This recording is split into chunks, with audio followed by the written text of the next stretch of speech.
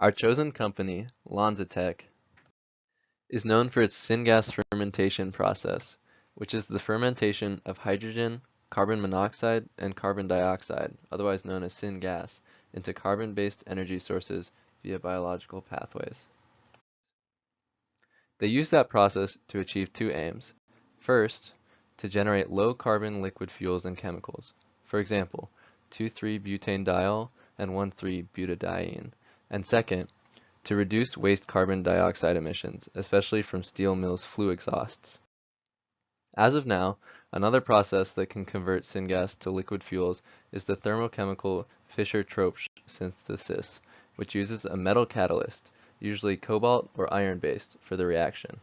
However, limitations in the conditions, such as the need for high-purity syngas, make it less viable compared to syngas fermentation. LanzaTech's key mechanism is biological, from a microbe that produces ethanol from carbon monoxide. The idea of making use of syngas fermentation at scale was first developed in labs at Auckland, New Zealand by Dr. Sean Simpson by cultivating and testing different strains of the bacterium.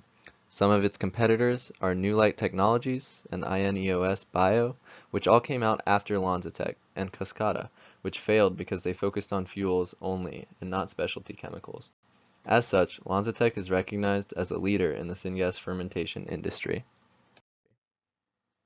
As of now, the current LanzaTech process makes fuel-grade ethanol through their pilot farms in China and Taiwan.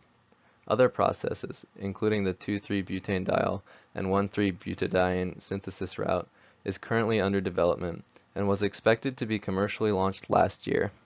They have already commercialized the ethanol process by licensing their technology, and while they have yet to be profitable, they have already raised $200 million in 4 rounds of seed funding.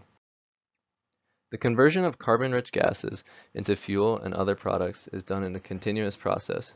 Carbon monoxide is gathered in a form of a mix containing diatomic hydrogen, carbon dioxide, hydrogen sulfide, and methane from a variety of sources, such as from steel manufacturing, oil refining, the chemical industry, and syngas, and they are sent into a mixing chamber.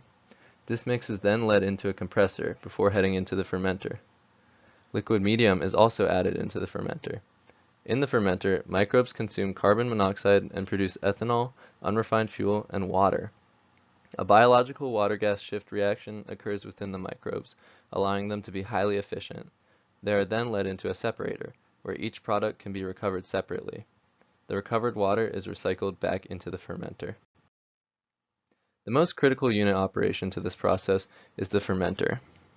In it, microbes grow in biomass by consuming carbon monoxide, carbon dioxide, and hydrogen gas. Byproducts of this growth include ethanol and other chemical intermediates. By pairing this fermentation process with a process that produces these waste gases, LanzaTech engineers can turn wastes into value-added products. More specifically, the key technology is the bacteria within the fermenter. This species of bacteria, Clostridium autoethanogenum, was isolated from rabbit gut and has high selectivity and yield while performing at low temperatures and pressures. LanzaTech laboratories boosted the effectiveness of this bacteria by producing a unique strain via artificial selection. This strain manages to produce economically sound amounts of ethanol while being able to grow in a hostile industrial environment. Thanks to their highly efficient biological water-gas shift, the bacteria can flexibly handle any composition of carbon monoxide and hydrogen gas coming from the waste stream, making them useful in a variety of industries. These unique properties of LanzaTech's proprietary bacterial strain allows the company to capitalize on one industry's harmful waste to make useful chemicals.